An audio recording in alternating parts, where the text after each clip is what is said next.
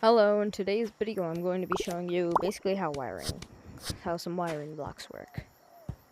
So first of all, we are starting with the OR gate. Basically what it does is when you press one button, that goes through. And when you press the other button, that goes through.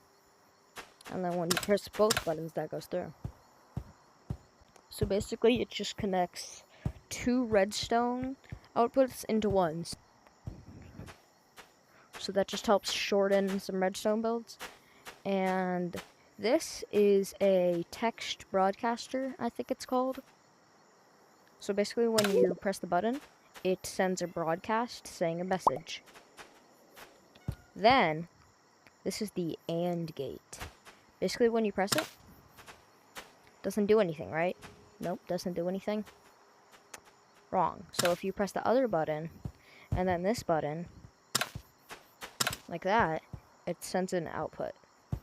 But if you press only one side, or only the other side, then it won't do anything. This is a toggle block.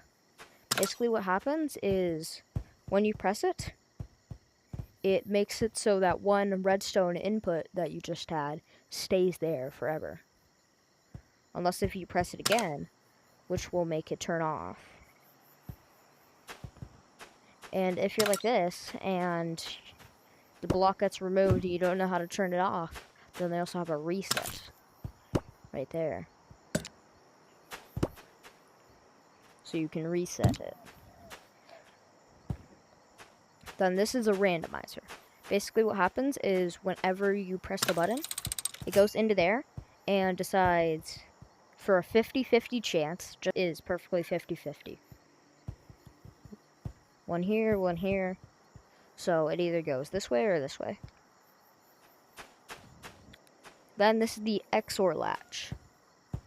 Or XOR block. XOR gate. This is the XOR gate.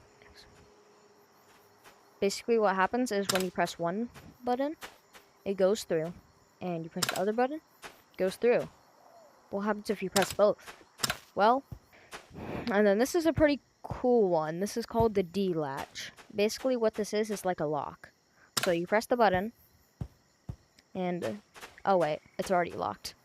So if I press this button to unlock it, then basically whenever you press this button, if you have a toggle like over here, we should probably connect it to this. Because then, if we press the lock, it'll keep the lock on. So then we can let it go through. But then if we lock it, then it doesn't go through. Pretty cool, huh? And this is basically memory. So, like, it remembers you pressing the button. So you press the button, it remembers that, and keeps this thing on. And you can't turn it off no matter what you do. You press again, doesn't work. Press again, doesn't work. Remove the wiring from it, doesn't work.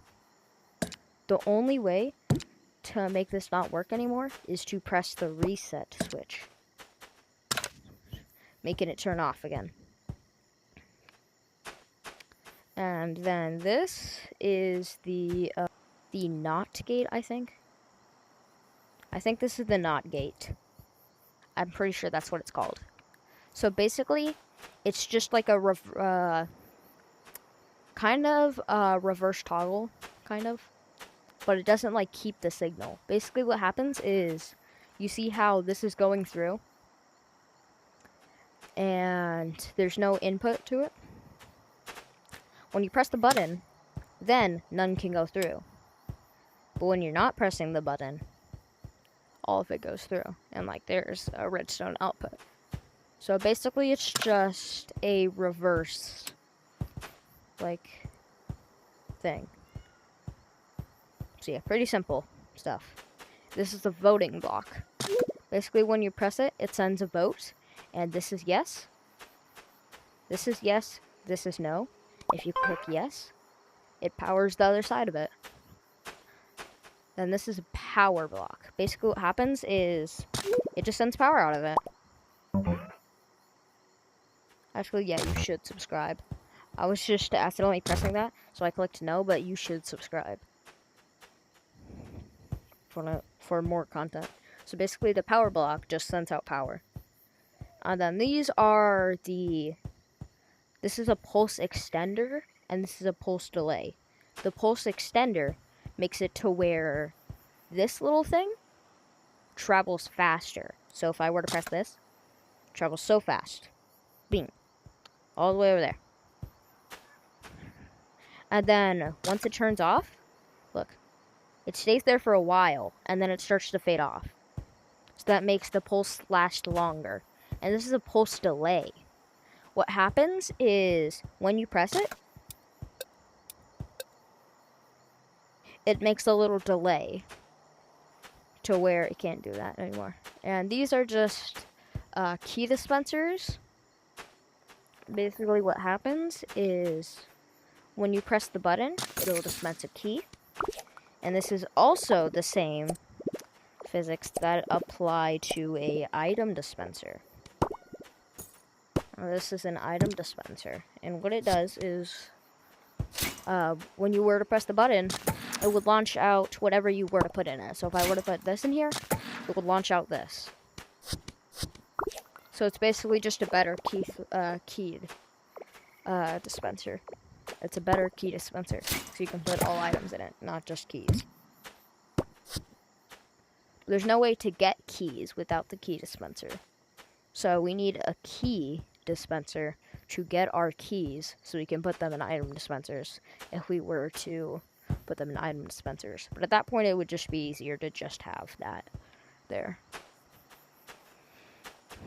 So yeah, that's pretty much the end of the tutorial, and hope you have a good day. I do not think there's anything else that we have to cover. I guess lights, easier on a toggle to show you. Basically, when you press the button, it turns on the light. So if it gets any redstone input, then it just turns on the light. And then we have gates. What gates do is when it receives any type of redstone input. So yeah, redstone input makes it open. So you can go in and you can go out. You press the button again to close the door. So it's basically just a door, but you use redstone to work it. Then there's also locked gates. But basically how they work is it's just like this thing is just inside of there. And so when you put it in there, it opens. So it's just like, instead of having it connect to the redstone output, it's just like already there, and you were to just put the key there. So it's just already there, instead of you having to put a key lock there.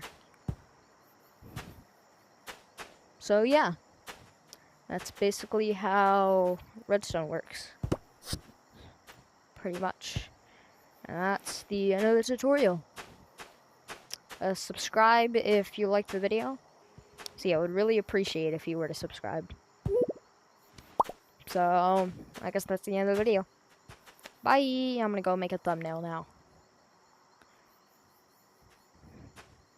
Okay, I'm just gonna